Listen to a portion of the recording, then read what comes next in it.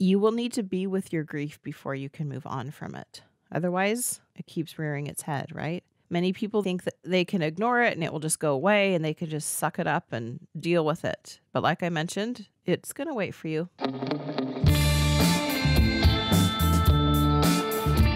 You are listening to Exmormonology.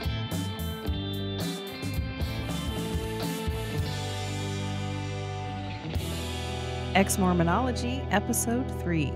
Hey everyone. Today, as I'm recording this podcast, it is December 31st, 2019. So, just at the very end of 2019, and I love it. My goal was to get this podcast out this year, and I made it. So, I'm excited about that. And as you head into your new year, 2020, resolutions and goals are funny things. We often all start out with big, huge, grand goals, right? And then we don't manage our mind around them. And then by, I don't know, say January 18th, we're like, yeah, never mind. So start to practice your thoughts. Start to think on purpose. It will really help. What do you want to feel from the goal that you're trying to achieve? Okay, what you want to feel is that's the place you want to take action from. You don't want to create your life just from action. I mean, you do create it from action, but if you don't have the thoughts to get it going, you will run out of steam. It's hard to white knuckle through things. So we will get to a lot of that a little bit later, but I hope you have a beautiful new year. I hope you are excited about this year. I am thrilled about just life. I'm loving life. It's just good. It's good to be in this place. And so I want to tell you something else too, before I jump into what we're going to talk about. Today, we're going to talk about grief.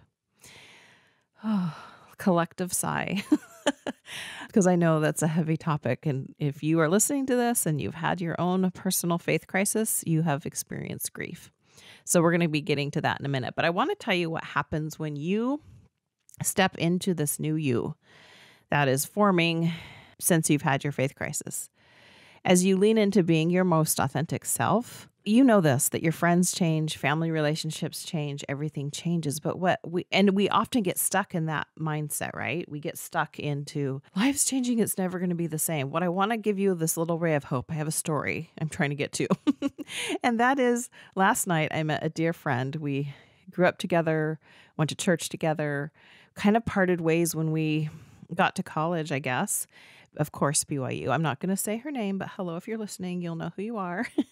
And we met together and had, after 30 years of not seeing, we did see each other for a moment several years ago in Utah, but it was in passing. We sat down last night for a 4-hour get together and drank wine and talked about life. And we both looked at each other because she was also LDS, grew up Mormon. And we both looked at each other like, this is so surreal. Who would have ever thought we'd be sitting here in Huntington Beach, where we both grew up, drinking wine together and laughing and crying and talking about life and all of the things of the past 30 years. So the point of that is to say, you never know. And we get very stuck because our Mormon mentality is to be perfect or really good or be doing all the things that we're supposed to be doing. So when you have your faith crisis and you start living outside of what would be the Mormon rules, you feel like if you ever show your life, whether that's on social media or wherever you're talking about it, that people will shame you or make you feel bad or you're doing it wrong or put you on the prayer roll. Right? Like all the things. But what you don't think about is that when you show up as your authentic self, you are actually opening yourself up for more relationships, more intimate relationships. You're being your real self. And if I hadn't have come out of my faith crisis and my leaving Mormonism, and of course, I have spoken about this for years, but if I hadn't have done that and just stayed quiet and timid and afraid, I can't even imagine that life. Now, I'm not saying you have to go out and create your own podcast. You can, of course, but that might not be your thing. I'm just saying that the more your self-confidence builds in this post-Mormon world, your post-Mormon life, it will just keep building. But when you stay hidden and scared, that's where you stay stuck and you stay in limbo for all those years, like I'd mentioned. So I just wanted to share that story with you because we couldn't believe it as we just sat there and had a beautiful conversation about all of life, the good and the heartache, the joy, all of the things. And it was just a really beautiful moment. It was almost like a full circle moment. And I'm so thankful that I have been true to myself because that's the most important thing. It's the biggest gift you can give yourself. So that was fun. That was just last night. So now I'm sitting here. It's December 31st and going into 2020. And I'm so excited for all the things that I have planned and the goals that I have with this podcast and helping as many people as I possibly can. Thanks for being here. Thanks for listening. If you're here at the beginning stages, you're riding this wave with me, and I'm excited that you're here. So we're going to shift gears a little bit. Let me quickly introduce myself. I'm Amy Logan. I am a life coach. I have this podcast, Exmormonology. My goal has been to help people as they navigate what feels like unsteady ground after a faith crisis. So I think that's a good lead into what we're going to talk about today, which is grief. If you have had a faith crisis, you have experienced true grief and grieving. And it's just as real as if you had lost a loved one, because you are mourning the death of something that you loved. I'm going to assume you loved it. Maybe you lived it kicking and screaming, but for most of us, it hurts so bad because it was our everything. It was all that, we created a whole life around it. So you remove that belief and there is pain. And I didn't know this when I was going through my faith crisis. I didn't know to call it grief, but that's definitely the word for it. You most likely lost your faith, your tribe, your culture.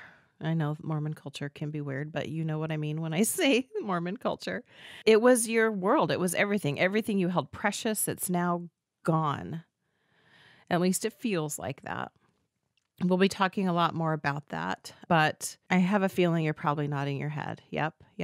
You experienced a paradigm shift, and a paradigm shift is really hard to explain to someone who's not experienced it. I didn't know that that's what is happening, but when you have a paradigm shift and you're walking into leaving one huge belief system, of course it's going to upset every area of your life because it's all connected.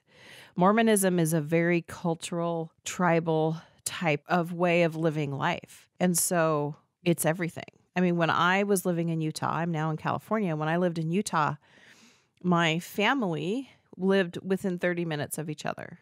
So very connected with my family, with people in my community. Of course, I was in Utah Valley, so that adds its own extra Mormonhood to it because it's everywhere. And I remember going through my faith crisis initially, thinking, what's wrong with me? Like I'd sit around look at my wards or, even general conference, all of that, and just assume that all these people were smarter than me. And so they must have it all figured out. So there must be something wrong with me. Have you guys ever felt that way? At least initially. I don't feel that way anymore. I mean, I think there's good, smart people in the church as well as outside of the church, but I really thought, oh my gosh, what's wrong with me? This was also a time when I was leaning into trusting myself. Are you experiencing what that is? And that's very uncomfortable, right? Because when you are a member of the church, your life is pretty much scripted out for you as far as the big things. Of course, you have normal, regular life that comes up in the way, but all the big things were figured out, right? You just had to stay on the plan. And so as you were leaving that, you're having to trust yourself in that belief. So I know when I talked about permission and I needed to give myself permission, this was in the last episode. If you missed it, go listen to that. But it was in that moment that's really when I started to trust myself. I had to just kind of blindly go with that. Because I couldn't stay. And I had so many questions. And the thing is, this is the part of grief. Like, you have so many questions about the church. You're confused. You're feeling very emotional. You're feeling like the rug just got pulled out from under you. Normally you have your support system in your life. And so you go to, whether it's your church leaders or your friends and family who are Mormon, you can't go to them for comfort like you used to, because what you're bringing to the table is something that disrupts the Mormon belief system. That can be very uncomfortable, not only for you because you're in your own free fall, right? Not knowing up from down initially. And they're looking at you like, oh my gosh, Satan has gotten a hold of you, right? I mean, the looks. You can see it in your family's eyes. And they don't know what to do with you either. So the people that you went to for comfort cannot provide that for you in the way that you want them to. And, inside you're like, I'm over here screaming, You're screaming quietly to yourself, of course, but you're like, I'm hurting. I wanted the church to be true. I want it to be true. That's the whole point of why I went studying, or that's why I lived this for so long. Because not everyone who leaves the church, there's many different ways to leave the church. For me, I had to study my way out of it. Some people are just like, it's just not working. Or I just do not like their November 2015 policy. Or like, it doesn't matter whatever led you out. You still get to the point where you are hurting. And so inside, I would be screaming, like, I'm hurting. This hurts. Why don't you understand me? And then, like I mentioned in a previous episode, you feel like you have to be the one to concede. You just stay quiet, go through the motions. And it's hard to explain to someone who looks at you completely perplexed and think that this is self-induced pain, right? Like you just decided one day you're going to like create this situation, which is never how it happens, right? Like it just happens. You didn't go looking for it. You couldn't have even imagined this type of pain. The grief you are experiencing has to be felt all the way through though. So I know this is really hard, but I want to talk to you today about processing the pain. Grief is something that you feel physically, you feel mentally, you feel emotionally. And if any of you have lost someone that you love, you've experienced that, right? And you've had to work through that. Maybe you're dealing with that as well on top of this. But you have to, we've all experienced pain in some way, shape, or form. I know you felt pain, we all have. And the pain you're going through right now is real. It is so very real. And it comes in waves. So initially you're just in a confused state. That's where I was. So that's the point of view I'm coming at it from. I was confused, like, why is this happening? How did this happen? How could I have built my life on all of these things and then it be not true? Okay, now we're human and we are pleasure-seeking creatures, right? We would rather avoid pain at all costs, even emotional pain. But when you find yourself in the middle of a faith crisis, one that you never saw coming, you're like, what the hell? I was over here living my life as a Mormon, going to all my meetings, getting married in the temple, having babies, teaching my young women, having family home evening, prayer, going to the temple, wearing my garments.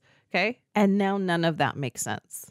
Right? It really feels like one day you're like, oh, okay, yada, yada, yada, going on, living my life. And then boom, the rug gets pulled out. Depression can be a very common side effect of your faith crisis, even if you're years and years beyond the crisis part. Now, I'm going to add a little side note here, you guys. You don't need to message me and tell me that you don't call it a faith crisis. I get that. I totally know that you get past the crisis part. I've been to that, but I also know that there are so many stages to this process and that the crisis part ebbs and flows just like the rest of it. All right. So you might be at the point where you call it an awakening, right? You feel like you kind of woke up and you're seeing this through different eyes. But the crisis part is very real. At least it was for me. And I think it took me a few years to kind of come to grips with that. And I don't even know it was till so many years later that I was grieving and mourning the loss of something that I did truly love. Now, I had doubts for years, but I did love it. Like it was my life and I had a good life. And I was one of those people who I don't really have any like terrible stories. I have had great leaders. I may have mentioned this in the last episode. Great family, like people who loved me. I loved them. Like I loved growing up in the church, Mormon. We joke about this, that Mormonism in the 80s in California was true. Like we had a good time. And so to have that, just memories full of good things and to have that ripped away from me was very hard. Now, I know that's not everyone's experience because I know there is abuse in the church and in different families and heartache and pain that's connected to that. I feel terrible about that in every way, shape, and form, especially when you have your religious views obviously mixed with an authoritarian religion. You believe in God, which is the ultimate, right, supreme being. That really messes with you when you leave that, because now you're in a different headspace and you don't know, well, what is authority then? So you're hurting. You're not only emotionally hurting, you're physically hurting. To feel physical pain from such an emotional exodus of something that you love does create physical pain. So depression can be a part of it. And that is no fun. Now, let me also say, if you're experiencing clinical depression or you're not sure, please go to the doctor. Please go get that checked out. If medication's what you need, whatever you need to do that's right for you, explore all of your options there and seek help from a medical provider. I've kind of dealt with, I'd say, light depression on and off through my whole life. And so when my faith crisis kicked in, so did some increase of depression.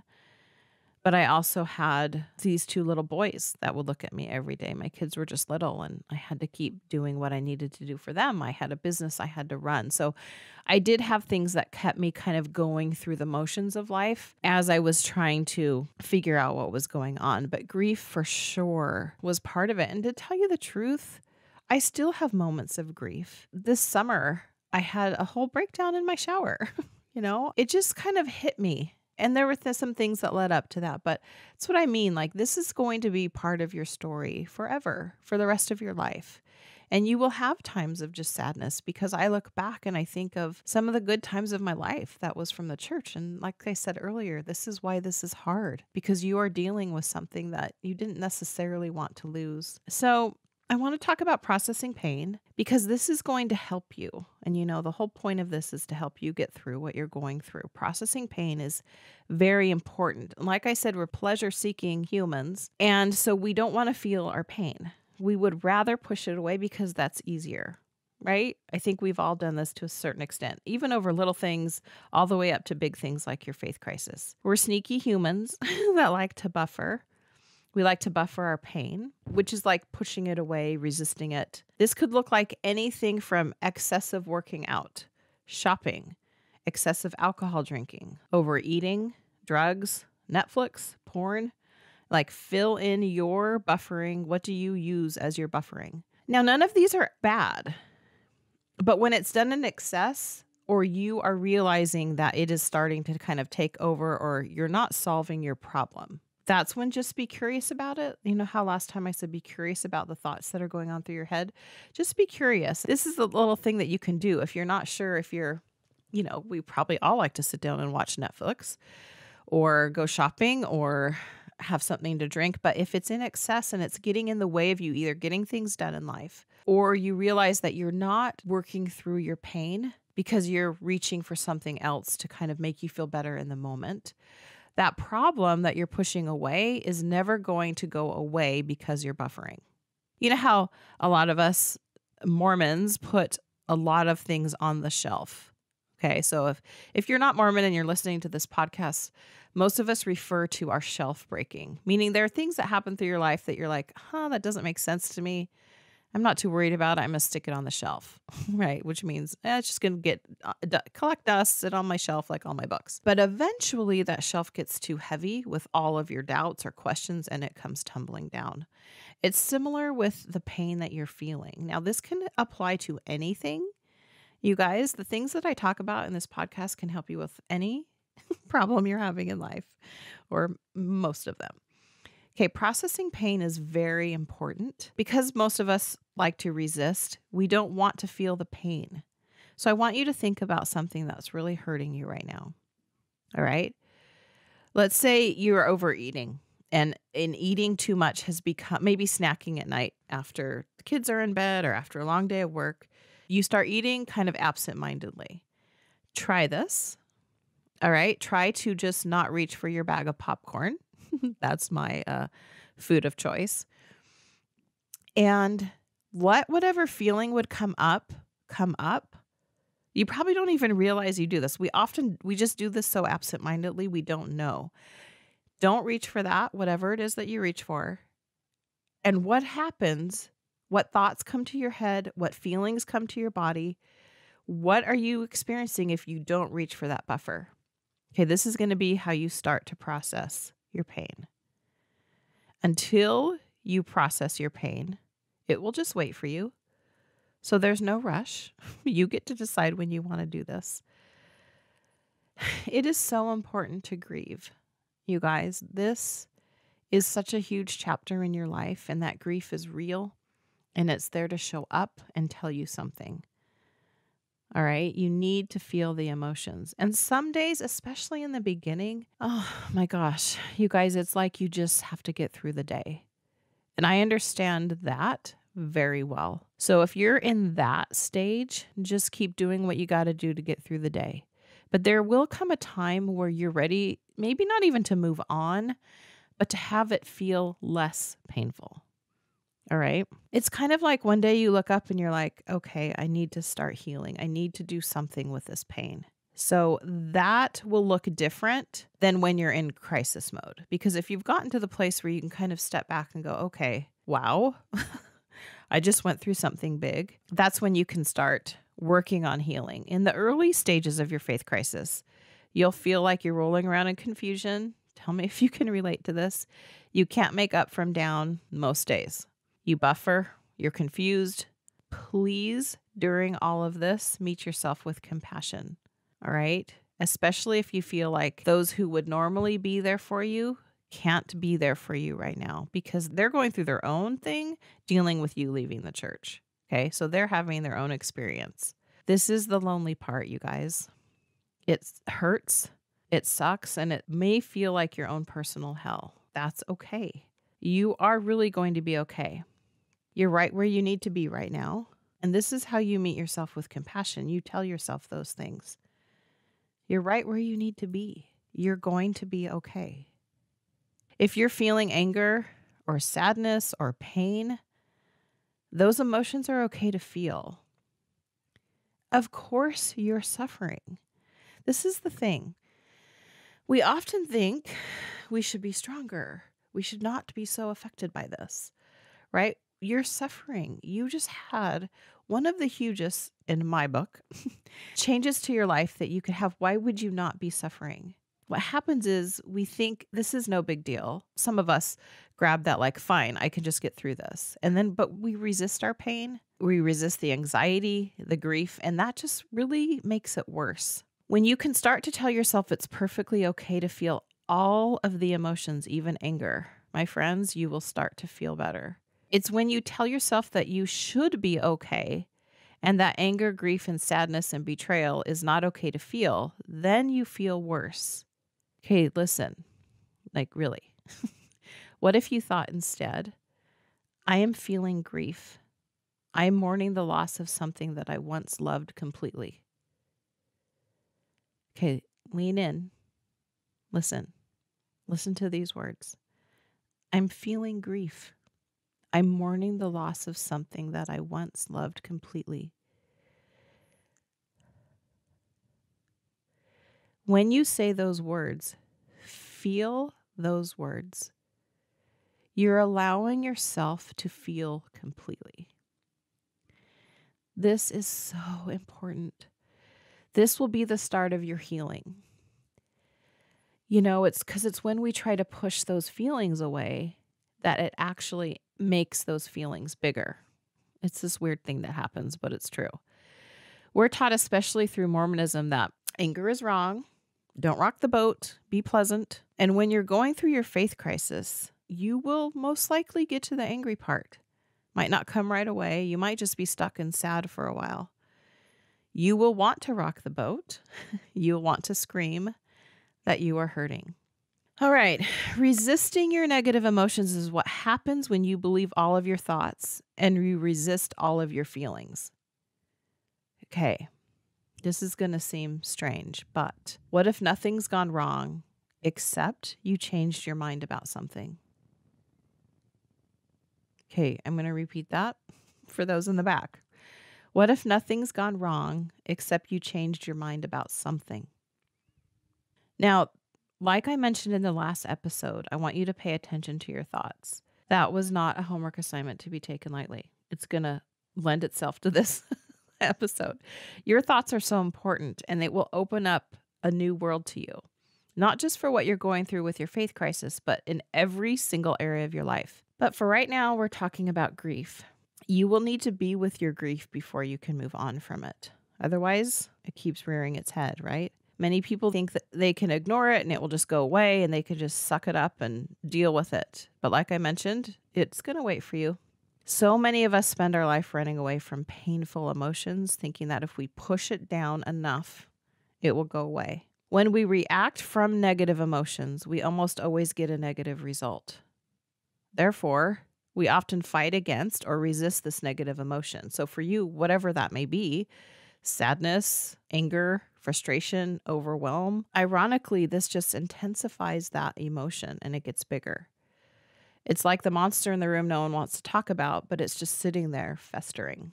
Now, when I say process pain, you guys, I want you to choose to feel your emotion instead of buffering it with something else. When you allow yourself to feel your pain all the way through, when you allow yourself to grieve all the way through, that is how you're showing yourself compassion.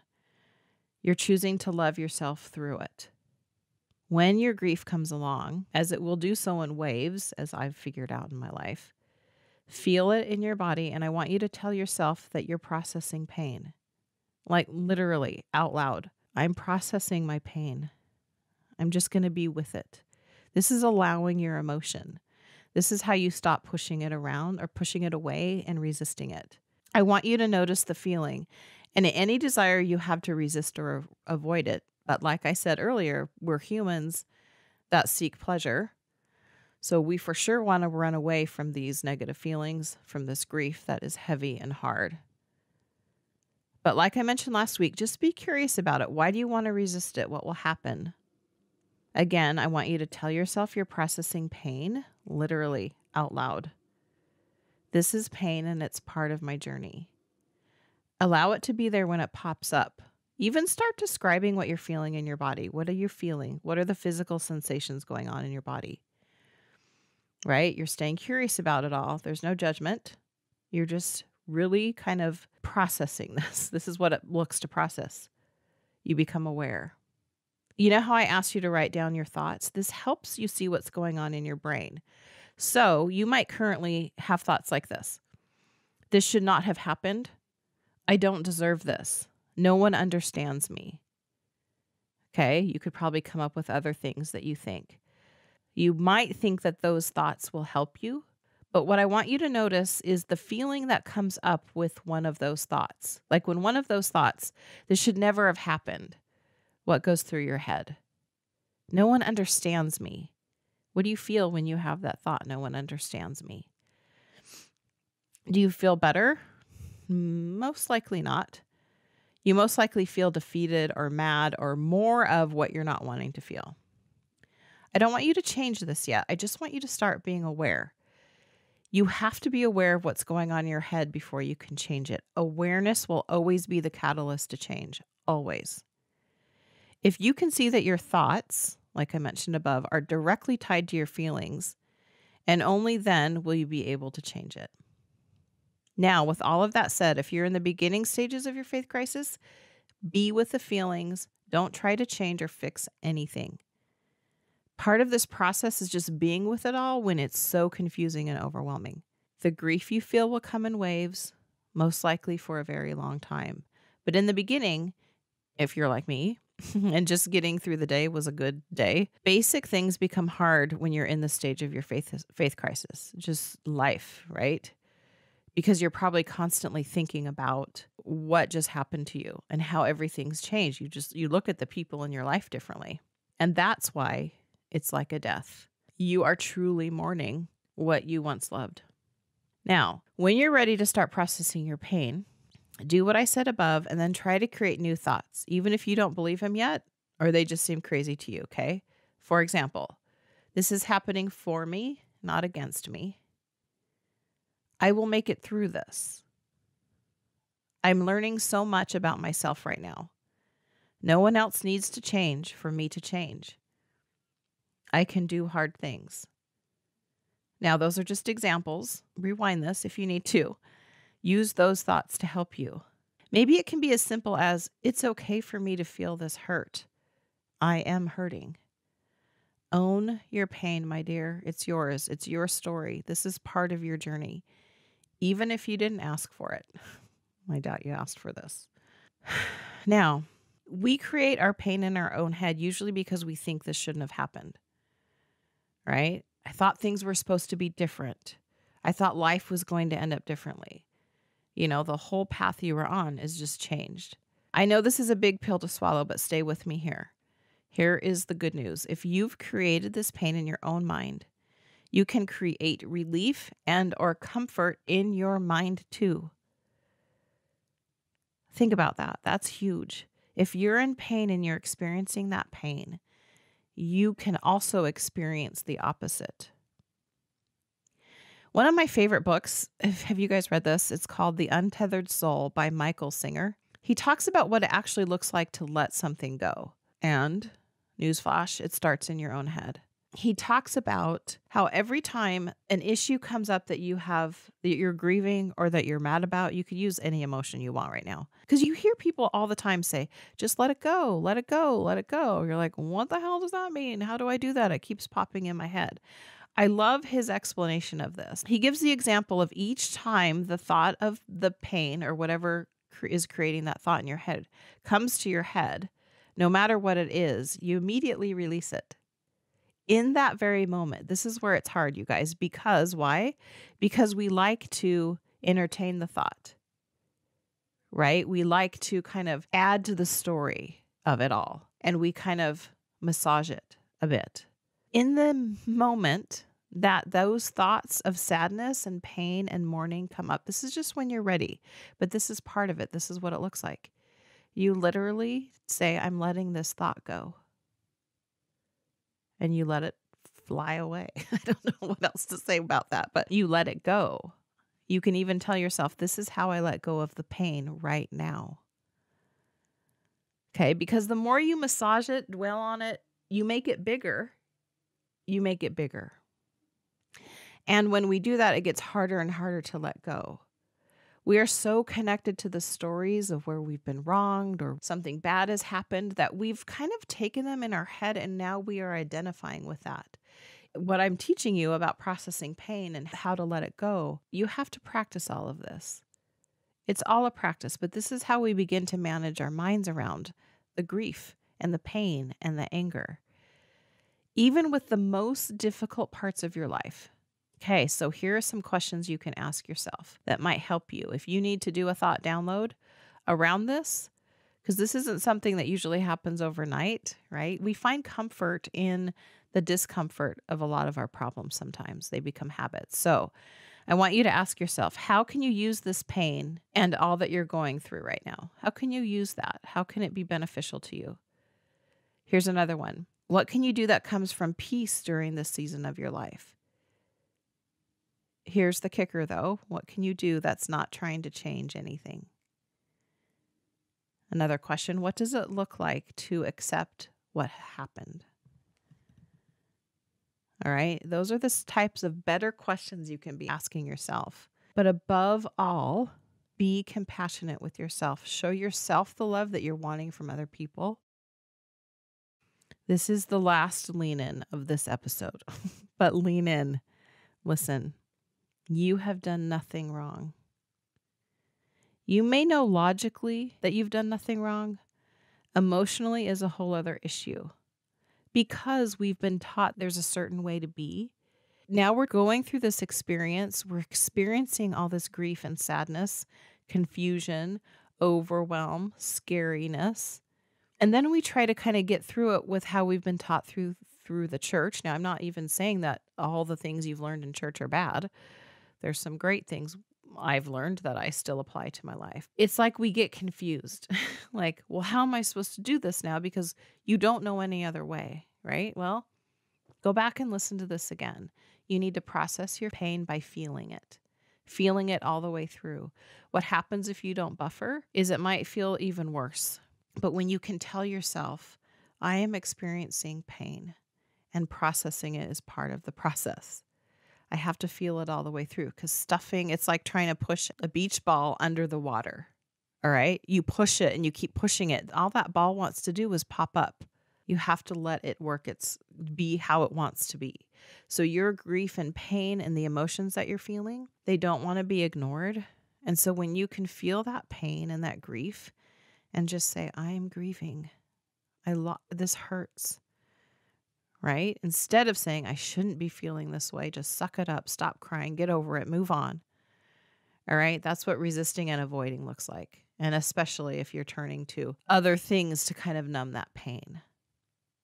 All right, you guys, that is how you show yourself compassion. Be with it.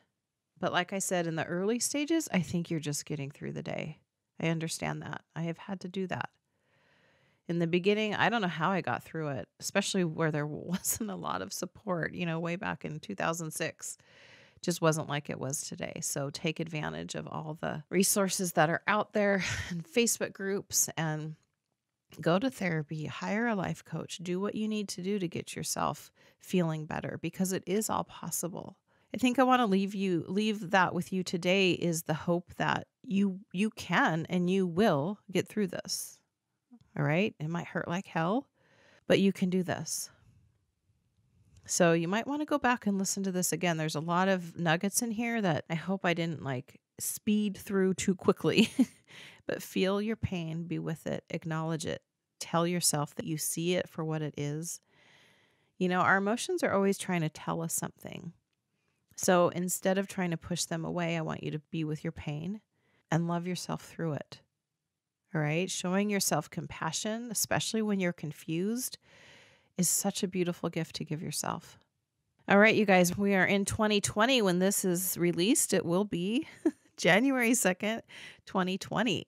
It's kind of weird to say that, but I'm excited to walk this year with you. I will be releasing a podcast episode every week. So by the end of the year, we will have talked about lots of topics to help you get through your faith crisis, to the point where you're like, I don't call it a faith crisis. This is an awakening. Okay. I love that so many of you are in that space where you don't feel the crisis anymore. But if you're a little more advanced and you've walked this road ahead of someone who maybe is in the middle of the crisis part, you remember it wasn't all that easy. If you haven't done so already, you can head over to my website and grab your 10 post-Mormon life hacks. I'm going to be changing things up this year, so get those while you can. And then, of course, you're also added to my Letter Friday, which is a coaching email that comes out every Friday, full of some things to kind of start your thought process. So maybe you can start thinking differently. Like I said, awareness is the beginning of change. And so when you can start being aware of your thoughts and how they're creating your life, every part of your life can change when you decide to focus on it, which is kind of a good tip for going into 2020. All right. All right, you guys, I love you dearly. Please leave a review if you would. I'd be so, so grateful. The more reviews, written reviews that this gets, I know that's a big ask in this day and age. People don't like to leave reviews. Please leave a review. Click the star rating as well. I would love and be so grateful if you could do that. All right. Here's to a new year, you guys. Happy New Year.